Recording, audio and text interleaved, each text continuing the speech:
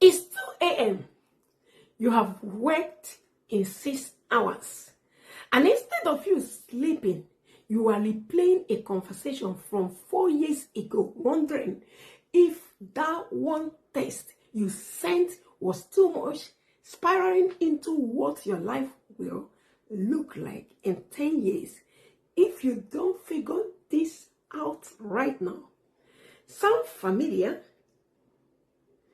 If your mind runs like this, constantly, exhausting, even about things you can't control, this video is for you. I'm going to show you why overthinking happens, why trying to just stop thinking about it never works, and 5 practical steps to actually quiet your mind and trust what's ahead. Step 3 is the one that finally broke the cycle for me. So stay with me. Overthinking doesn't feel like thinking too much from the inside. It feels like responsibility. Like if you just think about it enough, you will prevent a bad outcome. Like stopping would be careless. So you replay the conversation. You rehearse the worst case scenario for the doctor's appointment. You mentally draft the email 15 times. You lie awake solving problems that don't even exist yet. And it's exhausting in a way that is hard to explain to people who don't do it, because you haven't physically done anything all day, but your mind is depleted like you ran a marathon. I want to say clearly, overthinking isn't a character flaw. It's often a mind trying to create safety through control, because certainty feels safer than trust. The problem is that kind of control was never actually available to you in the first place. Here is the reframe that controlled and changed everything for me.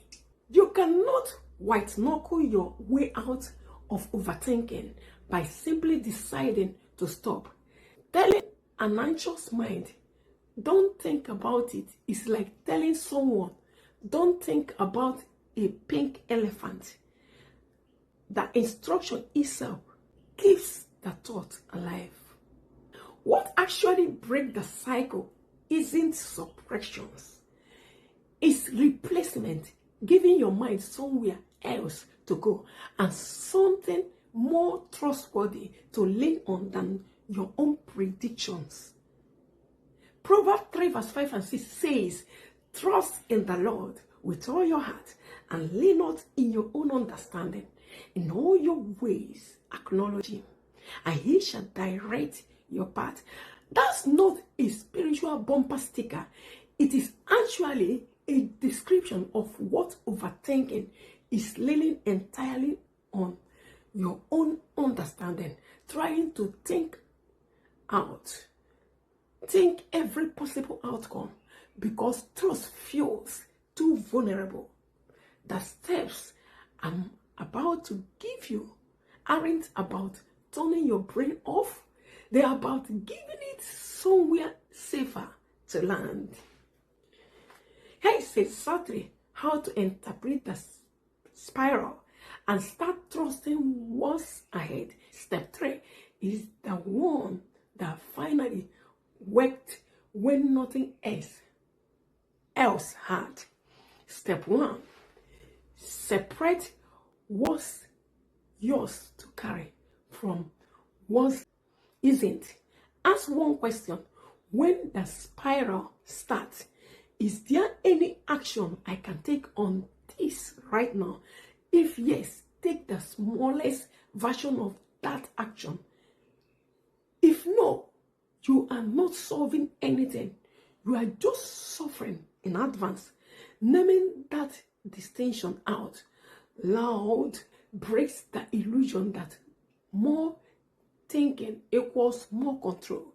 Step 2, set a worry appointment instead of fighting every intrusive thought all day. Write it down if it helps. When thought resurfaces outside that window, you can genuinely tell yourself, not now, I have got a time for that already. Number 3, replace the spiral with a specific verse, the one that worked for me. Generic self-taught doesn't hold up against a real spiral. Have one verse memorized, ready. Philippians 4 verse 6 to 7 is the strongest.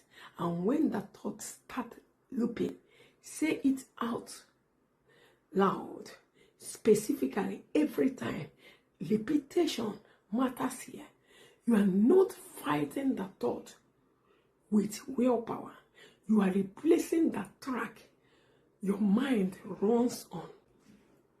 Number 4, overthinking often feel bigger in your head than actually it is, because your mind keep reprocessing the same 3 worries as if they are new information each time. Writing it down, even messy, takes it out of the loop and lets you see it's not as infinite as it felt at 2 a.m. Step 5, practice trusting in small things first. You won't build trust in God's plan for your whole life by starting with the biggest fear you have. Start smaller. Trust Him. Trust God with today's outcome. This week's decision. Trust is a muscle. Jeremiah 29 verse 11. Plan to prosper you and not to harm you, because believable through small proof, not through one dramatic leap. I used to keep a running list in my notepad of every worst case scenario I would thought through that week, not on purpose. I just noticed it one day, scrolling back months. That list didn't make the overthinking magical stop, but it gave me the proof in my own handwriting that my mind was a terrible predictor of future, and that most of what I was losing sleep over was never going to happen at all. That's when Proverbs 3 verse 5 stopped being a verse I knew and started being a verse I actually needed. If your mind is running right now on a decision, a conversation, a fear you can't let go of, you don't need to solve it at all tonight. Try this before you close this video. Write down the one thing looping into your head right now.